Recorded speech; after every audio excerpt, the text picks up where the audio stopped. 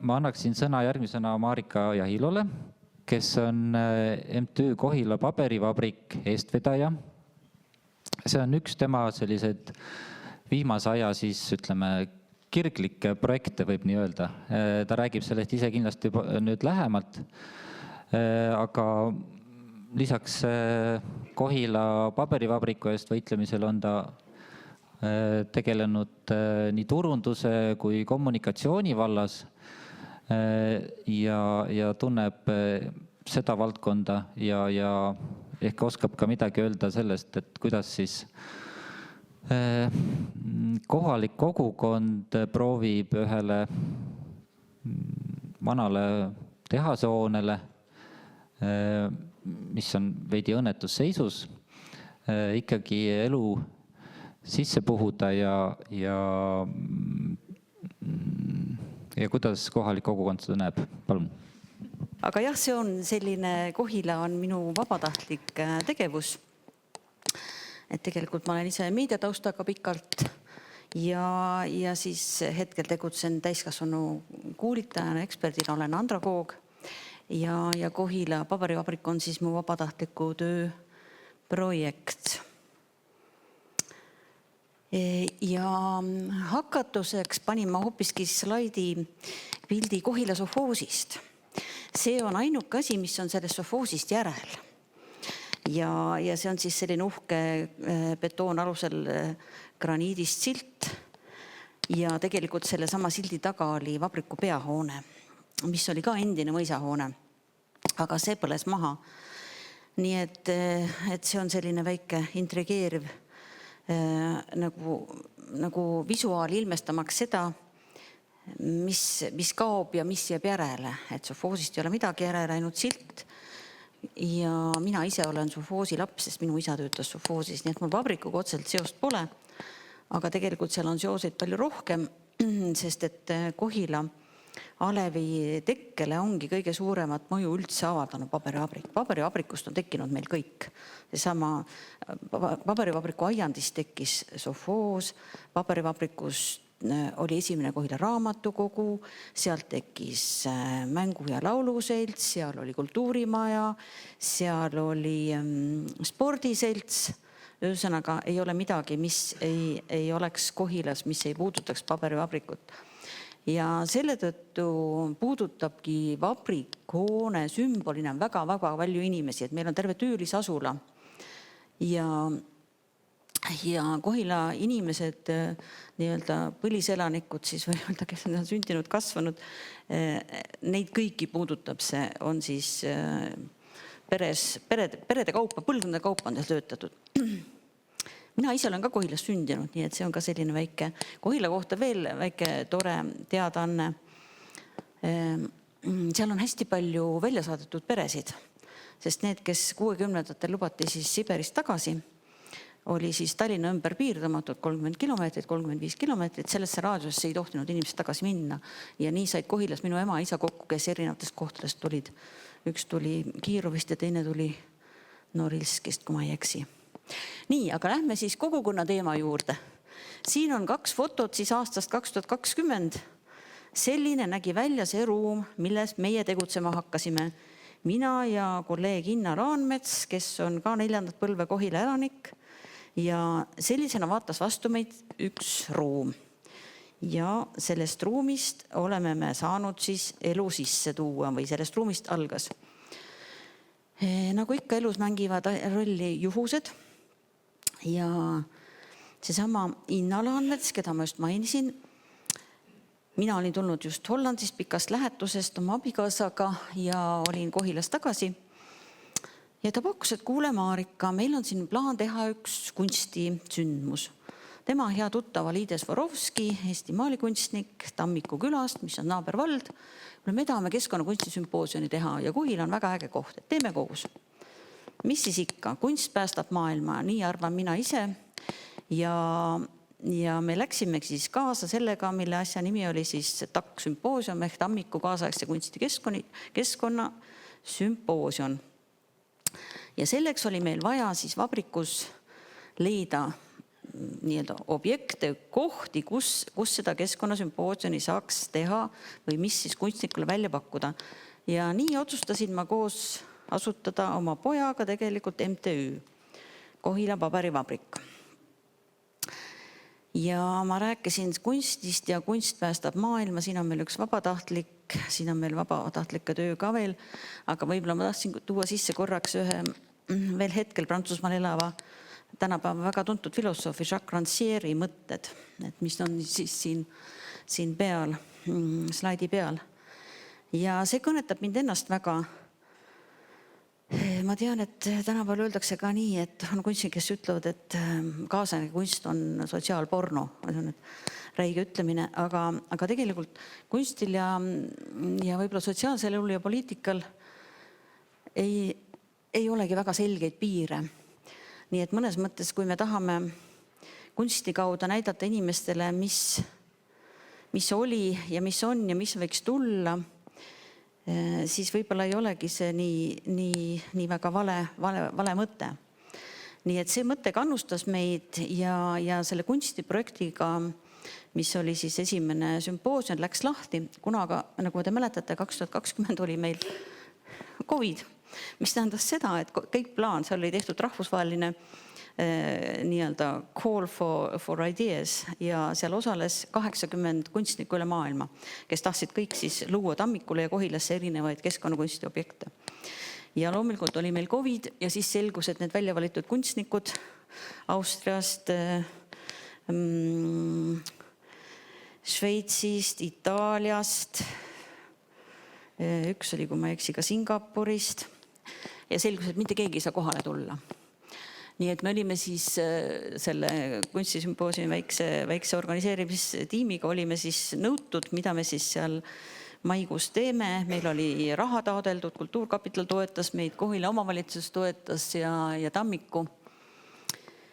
Ja me läksime siis seda teed, et me leidsime siis naaberriikidest kunstnikud, kes said tulla, Läti, Soome ja Eesti. Ja siis nüüd selle pildi peal te näetegi seda suurt Kohila fotopannood.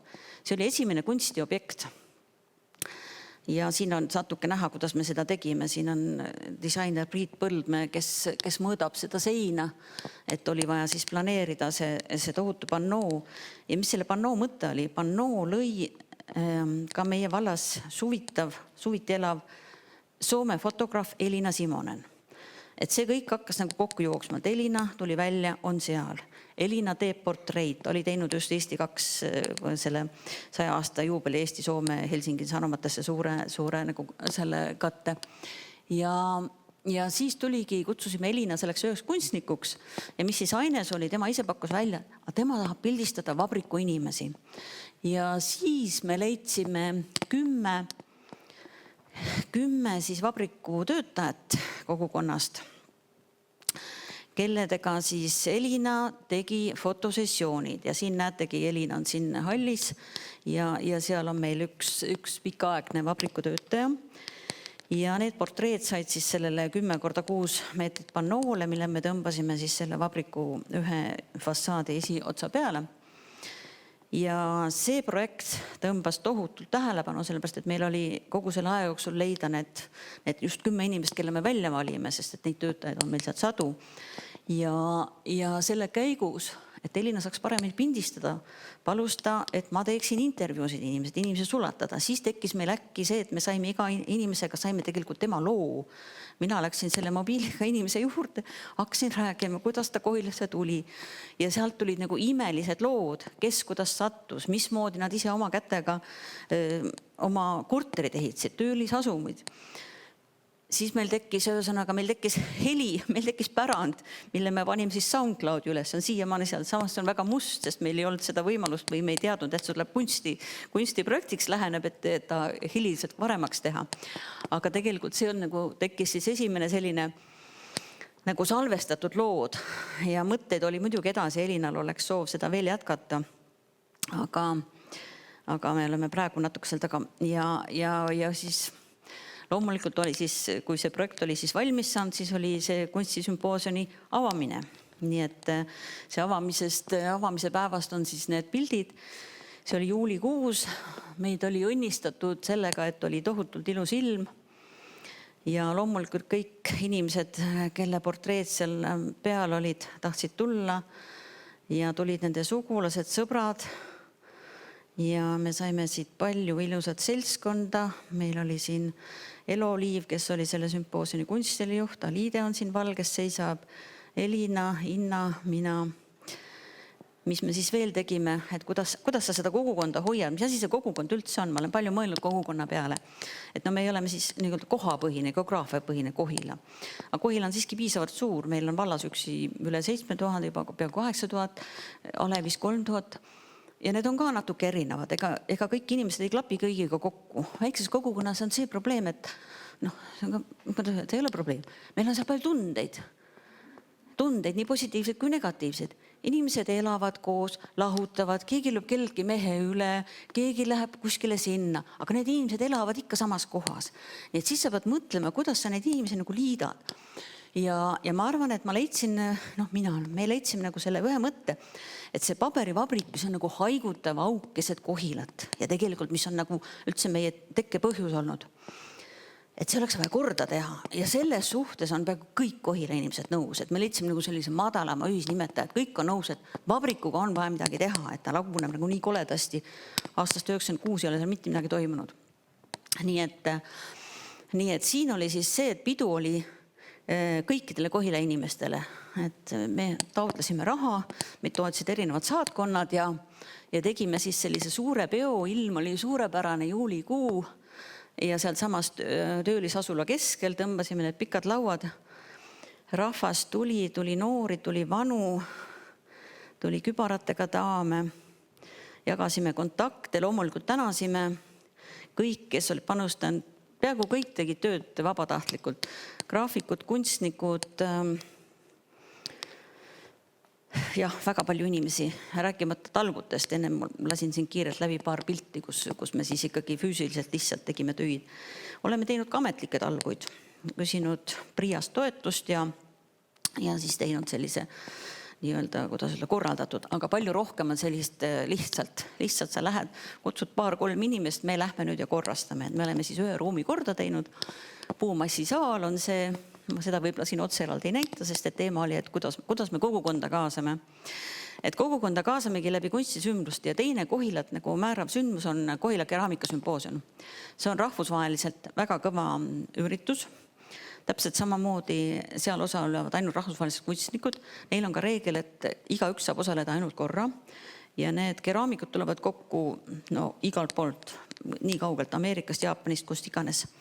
Ja see toimub samamoodi iga aasta juulikuus ja teises Kohila mõisast. Kohilas on 2 mõisa, eks ole. Üks on see, mis on vabriku juures ja kus vabriku rajaja või kes mõisa või vabriku rajas.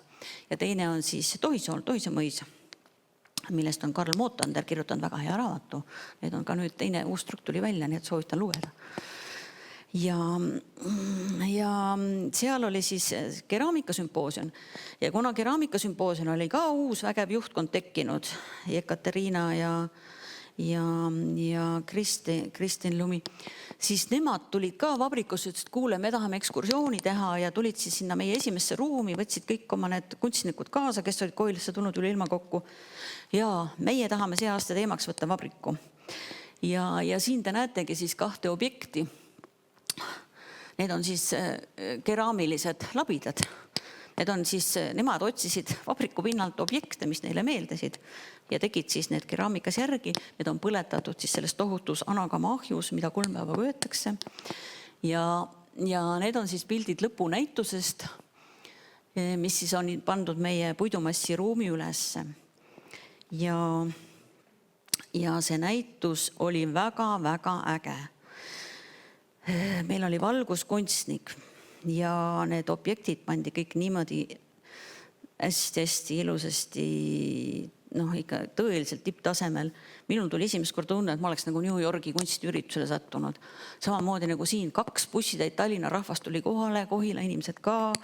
Ja siis oli see avamine ja siis oli seal mõnus laud, kus jagati veini ja siis see pime ruum, meie 100 ruutmeetrine ruum, kus oli küünlad ja siis need hästi valgustatud objektid, kunstiobjektid siis. Ja see oli üks ma arvan, et selle õhtuga käis mingi 300-400 inimest läbi ja muidugi me saime väga palju meediakajastust ka. Ja see oli siis, või võiks öelda nii, et keraamikasümpoosium on ikkagi selline nagu, no ütleme teadlikumale kunstinimesele või kes oskab hinnata. Muidu mõni vaatab, et need kõverikud tassid ja imelikud vormid, et mis seal siis on, et sest kunstist arusaamine ka. Aga me oleme teinud siis ka selleks, et inimesi, et ma ei tea, olla inimestega koos, milleks me seda vabrikut taastame, ega me ei taasta seda iseenda jaoks. Me teimegi, et oleks Kohila inimestel nagu mingi koht. Ja me oleme siis teinud selliseid vahvaid rahvalikke üritusi. Isadepäev Pafkaga. No Pafka on meil siin pildi peal, tema on väga kuulus leiutaja. Temast on ka ETV teinud saate ja filmi. Ja tema mõtleb välja igasuguseid masinaid, nagu siin on näha. Hästi nagu ringmajanduse põhiselt, kõik taaskasutatud materjalist. Küll on tal UFO lennuk ja siis tal on mingi laev ja siis tal on veel, ühesõnaga, siin ta tõigi lastele must 1000 vahvat leiutist ja meil oli väga palju toredaid asju. Ja samamoodi oli siis kohalike Oti laat loomulikult, kus müüsime hoidised asju, tegime pop-up kohviku. Nii et mis ma siis lõpuks tahaksingi öelda, et me oleme valinud nagu neid partnereid koostööks nii-öelda vabriku ellu äratamisel, kes on nagu samasuguste väärtustega, kes ka tahavad tuua midagi uut ja head ja meil on nagu väga toredad partnerid. Et mõlemad kunsti omad, siis me oleme tõesti saatkondades saanud tuge. Need, kelle kunstnikud on kohal olnud, Tohi Distilleri loomulikult, Salava tegi meile uksi, et Ott. Me tegime ka hooandja kampaania, loomulikult sellega kogusime selle 7500 €, selle eest panime kivipõranda, ütleme siin taga ongi näha siis see meie ruumi välisvaade, uued aknad, uksed, väga kvaliteetsed. No siin on paar jõuluturu plakatit, paar korda oleme jõuluturgu teinud. Toolikampaania oli see, mille eest saime isegi ühe kuldmuna. Me tahtsime muuseumiööl, siis oli vist aasta 2001, kui me muuseumiööga läksime kaasa ja tegime avakontserdi oma saalis. Aga meil ei olnud ühtegi tooli, me olime just selle põranda saanud. Ja siis ma ise mõtlesin selle toreda mõtte, see ei ole muidugi unikaalne, seda on maailmas varemgi tehtud, et piletit ei ole, aga tuleb tuua üks tool. Ja tool peab olema puidust, ei tohi tuua plastikust ja koledaid. Ja tahtsime selliseid 70 Eesti toole. Nii et me saime need 70 tooli kokku. Rahvas kartsime ka, et kontsert oli ju õhtul, Mari Jürjens ja Sofia Joons olid siis kontserdil. Ja ega ma ei teadnud hommikul, et kas me saame piisavalt toole või mitte. Aga siis, kui me olime ise seal hommikul kohal, siis hakkasid kõik tulema, kuule Marika, me toome toolid juba varem, et siis õhtul saame lihtsalt tulla. Nii et meil on nüüd toa täis neid toole. Kadi on neid näinud, jah. Seal mõte oli, et nüüd need toolid oleks veel restaureerida, sest nad on kõik Viineeris 70 toolid. Jah, ja see oli see tore kontsert, mis oli nagu Mari ja Mikk ju elavad meie külas ja nad isegi ütlesid, et see oli väga hea heli ja akustika oli ja see oli ka hästi romantiline selline maikuu õhtu, seal on nagu need tööstuspärandi iseloomulikud kõrged aknad, kõrgetest aknadest tuleb hästi ilus valgus ja see on hästi juba on olla, et kui me siin väärtusest rääkisime, ma ise näen, et see oli nii äge sinna sisse minna, mulle hullult meeldis see valgus. Sa ei saa tänapäevastes ruumides sellist valgust näiteks tunda. Nii et see oli hästi südamlik avakontsert meil. Ühed noored, kes tahtsid tulla ja neil ei olnud tooli võtta, siis nad võtsid oma titetoolid, tulid nendega, ütlesid, kas me võime nendega tulla? Ma ütlesin, ja need ka sobib, meil ka lapsi ka sobib. Nii, no ja sellised motod eluks. Tee seda seal, kus sa oled sellega, mis sa saad. Et kuna ma Kohilas sündinud olen, siis nii ongi. Nii et kogukonda oleme siis sidunud kõik läbi selliste projektide. Keskkonnakunsti raames erinevate kunstide puhul meil kunstnik oli lõpuks siis 3 aasta jooksul, kuna see COVID venis 3 aasta jooksul ja siis kogukond sai toetada, toodi paberit, aidati ehitada, rajati betoonist, üks kunstnik tegi betoonist tähed, üks tegi vitstest punutise, nii et igal pool me kaasasime inimesi ja nad tulid, lõid kaasa, olid abilisteks, vabatahtlikeks. Ja nii et töö jätkub. Ja ega ma siis rohkem ma seda viimast videot ei mängi, mul on aeg täis ka. Jah, täpselt. Aitäh!